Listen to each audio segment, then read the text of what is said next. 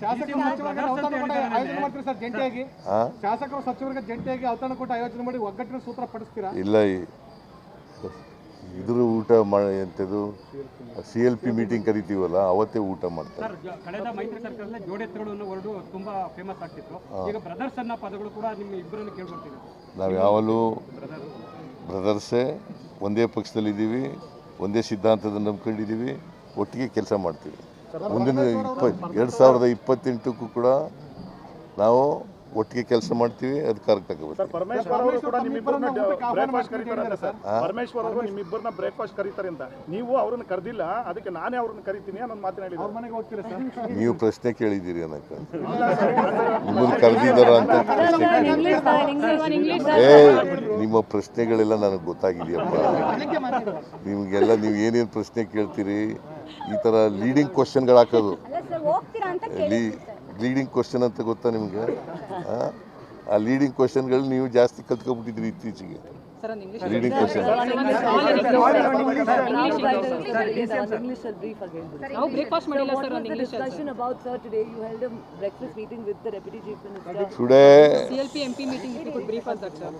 today DK Shivkumar has invited me for breakfast.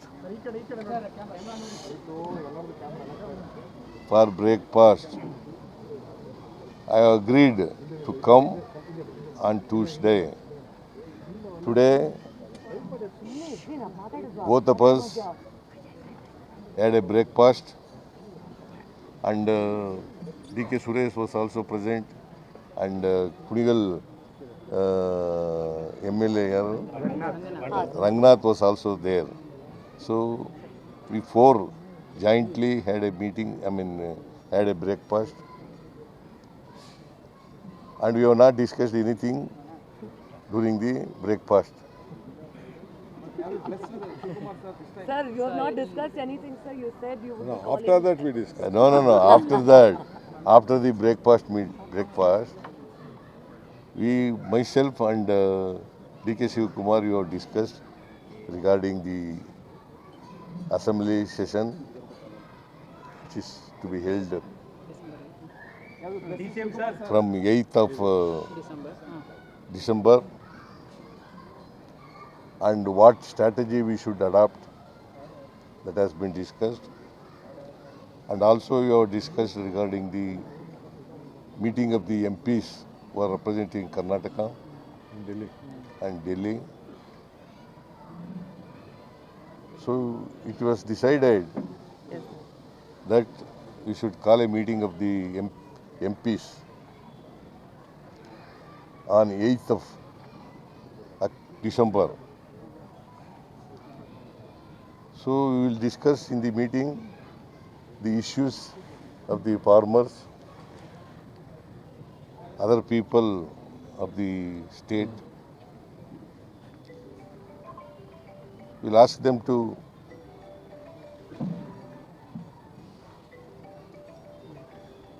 the issues regarding Karnataka. That's all we have decided. And whatever decision we have already taken in the breakfast meeting that I have invited, that we shall, both of us, should listen to the whatever decision taken by the High Command, where it is mostly Rahul ji and Sonia ji and Karge ji. Sir, when is the High Command likely to take a decision, sir? Any timeline, anything that has been communicated, sir? So far, no communication. Will you all be going to Delhi, sir, to meet the High Command? You and sir? Sir, will you If be they going call us, we will definitely go. So you're meeting Mr. Venugopal, sir, at an event. Would you be asking him about when they're likely to call you? Tomorrow I'm meeting Venugopal in a function where both of us are invited. Sir, Atithi Deva Bhava, you had Atithi at your home, sir. ಇವತ್ತು ಮುಖ್ಯಮಂತ್ರಿಗಳ first ನಾನೇ ಬನ್ನಿ ಅಂತ ಕರೆದಿದ್ದೆ. ಇಲ್ಲ, ನೀನು ಮೊದಲು ನನ್ನ ಮನೆಗೆ ಬಾ ಅಂತ ಹೇಳಿದರು. ಸೊ ಅವ್ರ ಮನೇಲಿ ನಮ್ಮ ಬ್ರೇಕ್ಫಾಸ್ಟ್ ಅವ್ರು ಹೇಳ್ದಂಗೆ ವೆಜಿಟೇರಿಯನ್ ಬ್ರೇಕ್ಫಾಸ್ಟ್ ಆಯಿತು. ಇವತ್ತು ನಮ್ಮ ಮನೆಗೆ ಅವ್ರನ್ನ ಆಹ್ವಾನಿಸಿದ್ದೆ. ಸೊ ಬಂದು ನಾವು ಇಬ್ಬರೂ ಕೂಡ ಭಾಳ ಸಂತೋಷದಿಂದ ಬ್ರೇಕ್ಫಾಸ್ಟನ್ನು ನಮ್ಮ ಮನೆ ಬ್ರೇಕ್ಫಾಸ್ಟು ಅವ್ರು ಮೈಸೂರದೇ ಬ್ರೇಕ್ಫಾಸ್ಟ್ ಅದು. ಯಾಕೆಂದರೆ Mrs is from Mysuru. Mysuru taste. So ಅವ್ರದ್ದೇ ಬ್ರೇಕ್ಫಾಸ್ಟ್ ಅದು. ಸೊ ಎಲ್ಲ ಬ್ರೇಕ್ಫಾಸ್ಟ್ ಎಲ್ಲ ಮಾಡಿದ್ವಿ. ಮಾಡಿದ್ಮೇಲೆ ರಾಜಕೀಯವಾಗೂ ಕೂಡ ಚರ್ಚೆ ಮಾಡಿದ್ವಿ. ನಮಗೆ 4 MLC seat announcement ಮಾಡಬೇಕಾಯ್ತು. So Surjewala ತಾವು ನಾವಿಬ್ಬರು ಸೇರಿ ಮಾತಾಡಿದ್ದೀವಿ. 1 ಸೀಟ್ ಬಗ್ಗೆ ಸ್ವಲ್ಪ ಅವ್ರದ್ದೇನೋ ಇತ್ತು, ಕೆಲವು ಲೀಡರ್ಸ್ಗಳ ಹತ್ರ ಮಾತಾಡ್ತೀವಿ ಅಂತ ಹೇಳ್ತಾ ಇದ್ದಾರೆ. ಯಾಕೆ ಅನೌನ್ಸ್ ಮಾಡಬೇಕಾಯ್ತು. ನಮ್ಮ ಪ್ಯಾನೆಲ್ನ ನಾವಿಬ್ಬರು ಮಾತಾಡ್ಬಿಟ್ಟು ನಮ್ಮ ಲಿಸ್ಟ್ನ ಕಳಿಸ್ಕೊಟ್ಟಿದ್ದೀವಿ. ಆ ವಿಚಾರ ಕೂಡ ಚರ್ಚೆ ಮಾಡಿದ್ದೀವಿ. ಪಕ್ಷದ ವಿಚಾರ ಕೂಡ ನಾವು ಚರ್ಚೆ ಮಾಡಿದ್ದೀವಿ. ಸರ್ಕಾರದ ವಿಚಾರ ಕೂಡ ಚರ್ಚೆ ಮಾಡಿದ್ದೀವಿ. ಸೊ ಅಸೆಂಬ್ಲಿ ವಿಚಾರ ಕೂಡ ಚರ್ಚೆ ಮಾಡಿದ್ದೀವಿ. ಚರ್ಚೆ ಮಾಡಿ ನಾವು ಯಾವ ರೂಪರೇಷೆಗಳನ್ನು ತರಬೇಕು, ಶಾಸಕರಿಗೆ ಏನು ಸಂದೇಶ ಕೊಡಬೇಕು, ಯಾವ ರೀತಿ ಹೋರಾಟ ಮಾಡಬೇಕು, ಅವ್ರು ಏನೇನು ವಿಚಾರಗಳನ್ನು ತರ್ಬೋದು ಅನ್ನೋದು ಈಗಾಗಲೇ ಮುಖ್ಯಮಂತ್ರಿಗಳು ತಿಳಿಸಿದ್ದಾರೆ. ಅವ್ರು ಏನೇ ತಂದರೂ ಕೂಡ ನಾವು ಎದುರಿಸ್ತೇವೆ. ನಮ್ಮದು ಒಂದೇ ಧ್ವನಿ, ಒಂದೇ ಆಚಾರ ವಿಚಾರ. ಸೊ ನಾವು ಅವ್ರು ಏನು ತಂದರೂ ಕೂಡ ನಾವು ಎದುರಿಸಲಿಕ್ಕೆ ನಾವು ಸಿದ್ಧರಿದ್ದೇವೆ. ಸೊ ನಮ್ಮೆಲ್ಲ ಶಾಸಕರಿಗೂ ಕೂಡ ಅಲ್ಲಿ ಒಳ್ಳೆ ಪಾರ್ಟಿಸಿಪೇಟ್ ಮಾಡೋಕ್ಕೆ ಒಂದು ಅವಕಾಶ ಇದೆ. ಈಗ ಮಧ್ಯದಲ್ಲಿ ನಾವು ಆಲ್ ಪಾರ್ಟಿ ಮೀಟಿಂಗ್ ಬಗ್ಗೆ ಚರ್ಚೆ ಮಾಡಿದೆ. 8ನೇ ತಾರೀಕು ಬಹುಶಃ ಹೋಗೋದು ಡೆಲ್ಲಿಗೆ, ಹೋಗ್ಬಿಟ್ಟು ವಾಪಸ್ ಬಂದ್ಬಿಡೋದು ಅನ್ನೋದು ಕೂಡ ನಾವು ಲೆಕ್ಕಾಚಾರ ಇಟ್ಕೊಂಡಿದ್ದೆ. ಯಾಕೆಂದ್ರೆ ಅವ್ರಿಗೂ ಜವಾಬ್ದಾರಿಯನ್ನು ಕೊಡಬೇಕು. ಮಂಗಳವಾರ ಅಸೆಂಬ್ಲಿ ಇದೆಯಲ್ಲ. ಯಾಕೆಂದರೆ ಕಾವೇರಿ ಇದು ಜಡ್ಜ್ಮೆಂಟು ಬಂದಿದೆ. ಮೆಕ್ಕೆಜೋಳ, ನಮ್ಮ ಬರಬೇಕಾದಂಥ ಹಣ ಏನು ನಮಗೆ RDPR ಬರಲಿಲ್ಲ, ಅರ್ಬನ್ ಡೆವಲಪ್ಮೆಂಟ್ ಬಂದಿಲ್ಲ, ಇರಿಗೇಷನ್ ಬಂದಿಲ್ಲ. ಈ ಎಲ್ಲ ವಿಚಾರಗಳು ಕೂಡ MP ಅವ್ರುಗಳಿಗೆ ಜವಾಬ್ದಾರಿಯನ್ನು ಕೊಡಬೇಕು. ಸೊ ನಮ್ಮ ಅಪೋಸಿಷನ್ ಲೀಡರ್ಸ್ನೂ ಕೂಡ ಕರ್ಕೊಂಡು ಹೋಗಬೇಕು ಅಂತ ನಾವು ತಿಳ್ಕೊಂಡು. ಯಾಕೆಂದರೆ 3 ಜನ ಇದ್ದಾರೆ opposition, upper house, lower house ಮತ್ತು JDS. ಅವನು ಕೂಡ ಕರ್ಕೊಂಡೋಗಿ ಒಟ್ಟಿಗೆ ಹೋಗಿ ಮೀಟಿಂಗ್ ಮುಗಿಸ್ಕೊಂಡು ವಾಪಸ್ ಬಂದ್ಬಿಡೋದು ಅನ್ನೋದು ಕೂಡ ಯೋಚನೆ ಮಾಡಿದ್ದೀವಿ. ಸೊ ಇದು ಮುಂದಕ್ಕೆ ಇವತ್ತು we are taking it forward. Sir, ನಿಮ್ಮ ಪಕ್ಷದ ಶಾಸಕರು ಮತ್ತು ಸಚಿವರು ಈಗ ನೀವಿಬ್ಬರು ಹೊಂದಾಣಿಕೆ ಮಾಡ್ಕೊಂಡಿದ್ದೀರಿ. ಅವರು ಇದುವರೆಗೆ ಬೇರೆ ಬೇರೆ ಆಗಿದ್ರು, ಅವರು ಈಗ ಹೊಂದಾಣಿಕೆ ಆಗಿ ಹೋಗ್ತಾರೆ. ಬೇರೆ ಬೇರೆ ಆಗಿಲ್ಲ. ಯಾರು ನೋಡ್ರಿ, ಒಂದು ಹೇಳಪ್ಪ, ಇಲ್ಲಿ ಯಾರು ಬೇರೆನೂ ಇರಲಿಲ್ಲ, ಏನಿಲ್ಲ. ನೀವು ಬೇರೆ ಮಾಡ್ತಾ ಇದ್ದೀರಾ. ಅಲ್ಲ ಸರ್, ಮಾತಾಡಿದ್ರಲ್ಲ ಸರ್ ಅವರವರೇ. ಅವ್ರ ಅಭಿಪ್ರಾಯ ಹೇಳಿದ ತಕ್ಷಣ ಬೇರೆ ಬೇರೆ ಅಂತಲ್ಲ. ಮಾಡಿದ್ರು, ಪ್ರತ್ಯೇಕ ಸಭೆ ಮಾಡಿ ಎಲ್ಲ ಮಾಡಿದ್ರು ಸರ್. ಅವರು ಭಿನ್ನಾಭಿಪ್ರಾಯ ಹೇಳಿದ್ರಲ್ಲ sir. All our MLAs are united. Unitedly will face the opposition. Thank you. Sir, ಈಗ ಬಿಜೆಪಿ ನಾಯಕರುಗಳು, JDS ನಾಯಕರುಗಳು ಸದನದಲ್ಲಿ ನಿಮ್ಮ ವಿರುದ್ಧ ಪ್ರತಿಭಟನೆಗಳನ್ನ ಮಾಡ್ತಾರಂತೆ ಸರ್. ಅವ್ರು ಮಾಡಲಿ, ಏನು ವಿಚಾರ ಇದೆ, ಖಾಲಿ trunk. want to move a no confidence motion, sir. ಇಬ್ರು ಸಮಯ ಸಿಕ್ಕಿದ್ರೆ ಅಪ್ಪ ಅವ್ರು ಕರಿಬೇಕು ನಮ್ಮ.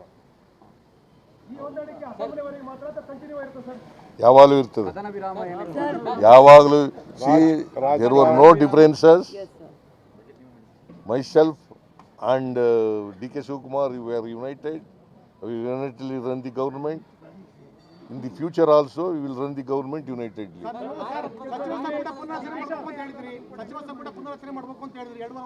No. You see, High Command has to take a decision on this.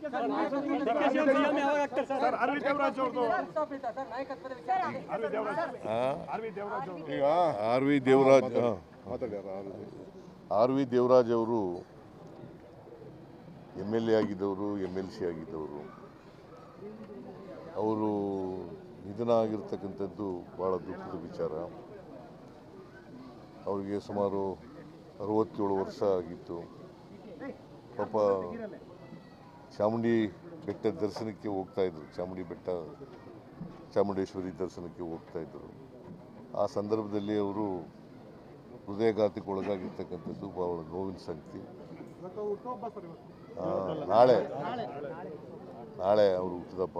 ಅದಕ್ಕೋಸ್ಕರ ಇವತ್ತೇ ಇರಬೇಕು ಅನ್ನೋ ಕಾಣಿಸ್ತದೆ. ಆ ಹುಟ್ಟಿದ ಹಬ್ಬದಕ್ಕೋಸ್ಕರವಾಗಿ ಚಾಮುಂಡೇಶ್ವರಿ ದೇವಿಯನ್ನು ದರ್ಶನ ಮಾಡಲಿಕ್ಕೆ ಹೋಗ್ತಾಯಿದ್ರು, ಪೂಜೆ ಮಾಡಿಸ್ಲಿಕ್ಕೆ. ಆ ಸಂದರ್ಭದಲ್ಲಿ ಮೈಸೂರಿನಲ್ಲಿ ನಿಧನರಾಗಿರ್ತಕ್ಕಂಥದ್ದು ಭಾಳ ನೋವಿನ ಸಂಗತಿ.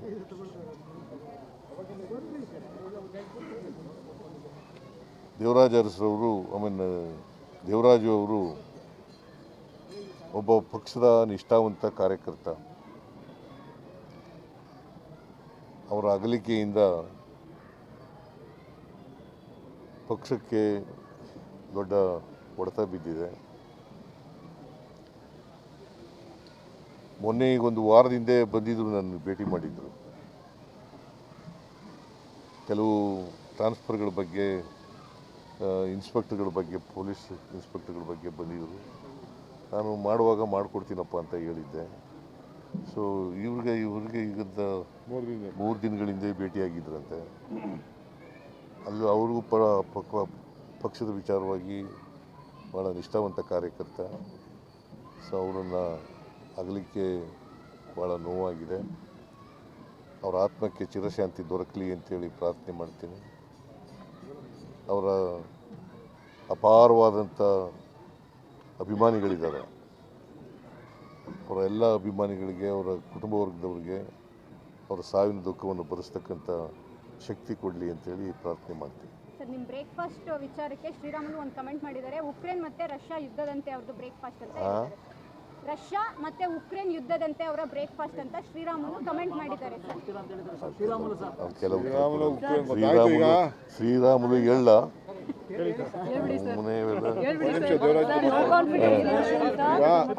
ಆರ್ ವಿ ದೇವರಾಜ್ ಅವರು ಭಾಳ ವರ್ಷದಿಂದ ನಾವೆಲ್ಲ ಒಟ್ಟಿಗೆ ಪಕ್ಷದಲ್ಲಿ ಕೆಲಸ ಮಾಡಿದ್ದೀವಿ.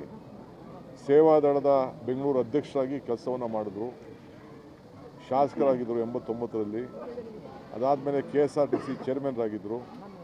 ಅವರ ಸೀಟನ್ನು SM ಕೃಷ್ಣ ಅವ್ರಿಗೆ ಬಿಟ್ಕೊಟ್ಟಿದ್ರು. ಅದಾದಮೇಲೆ MLC ಕೂಡ ಆಗಿದ್ದರು. ಭಾಳ 2 ಬಾರಿ ಅವರು ಚೇರ್ಮನ್ರು ಕೂಡ KSRTCಲಿ ಕೆಲಸವನ್ನು ಮಾಡಿದ್ದಾರೆ. ಪಕ್ಷದ ಒಬ್ಬ ನಿಷ್ಠಾವಂತ ಕಾರ್ಯಕರ್ತ. ಯಾವುದೇ ಕಾಂಗ್ರೆಸ್ ಪಕ್ಷದ ಕಾರ್ಯಕ್ರಮ ಇದ್ದರೂ ಕೂಡ ಹೂವನ್ನು ಮಾರ್ಕೆಟಿಂದ ಕಳಿಸ್ಕೊಡ್ತಾಯಿದ್ರು. ಹೂವು ಏನೇ ಇದ್ದರೂ ಕೂಡ ಹೂವನ್ನು ಡೆಕೋರೇಷನ್ನು, ಹೂವು ಏನೇನು ಬೇಕು ಎಲ್ಲ ಕೂಡ ಕಳಿಸ್ಕೊಡ್ತಾಯಿದ್ರು. ಅಷ್ಟು ನಿಷ್ಠೆ. ಸೊ ಮೊನ್ನೆ 3 ದಿನದಲ್ಲಿ ನಾನು ಬಂದು ಮನೆಯಲ್ಲಿ ಭೇಟಿ ಮಾಡಿ ನನಗೆ ಅವರ ಪ್ರೀತಿ ವಿಶ್ವಾಸ ವ್ಯಕ್ತಪಡಿಸಿದ್ರು.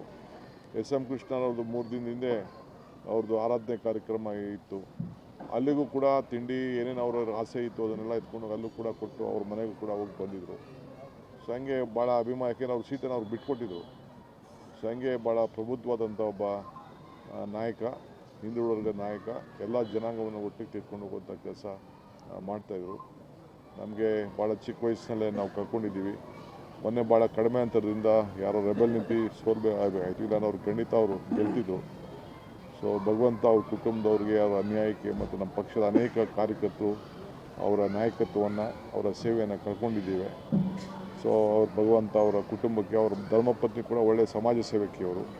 ಅವ್ರ ಮಗ ಕೂಡ ಕಾರ್ಪೊರೇಟ್ರಾಗಿ ಒಳ್ಳೆ ಕೆಲಸ ಮಾಡ್ಕೊಂಡು ಬರ್ತಾಯಿದ್ದಾರೆ. ಸೊ ಮುಂದೆ ನೋಡೋಣ. ಸೊ ಅವ್ರ ಆತ್ಮಕ್ಕೆ ಶಾಂತಿ ಸಿಗಲಿ ಅಂತೇಳಿ ನಮ್ಮ ಪಕ್ಷದ ಪರವಾಗಿ ಮತ್ತು ಸರ್ಕಾರದ ಪರವಾಗಿ ನಾವು ಪ್ರಾರ್ಥನೆಯನ್ನು ನಾವು ಮಾಡ್ತೀವಿ. ಹೋಗಿ ಈಗ ನಾನು ಸದ್ಯಕ್ಕೆ ಮುಖ್ಯಮಂತ್ರಿಗಳು ಹೋಗ್ತಾ ಇದ್ದಾರೆ, ನಾನು ಹೋಗ್ತಾ ಇದ್ದೀನಿ. ಹೋಗಿ ಅವ್ರಿಗೆ ಅಂತಿಮ ನಮನವನ್ನು ಕಳಿಸುವಂಥ ಕೆಲಸ ನಾವು ಮಾಡ್ತೇವೆ. ಸಚಿವರಾಗಬೇಕು ಅಂತ ತುಂಬ ಕನಸಿತ್ತು ಸರ್ ಅವ್ರಿಗೆ. ಮತ್ತಷ್ಟು ಸುದ್ದಿಗಳಿಗಾಗಿ ನೋಡ್ತಾ ಇರಿ ಪಬ್ಲಿಕ್ ನ್ಯೂಸ್ 24x7. ಇದು ಸತ್ಯದ ಧ್ವನಿ.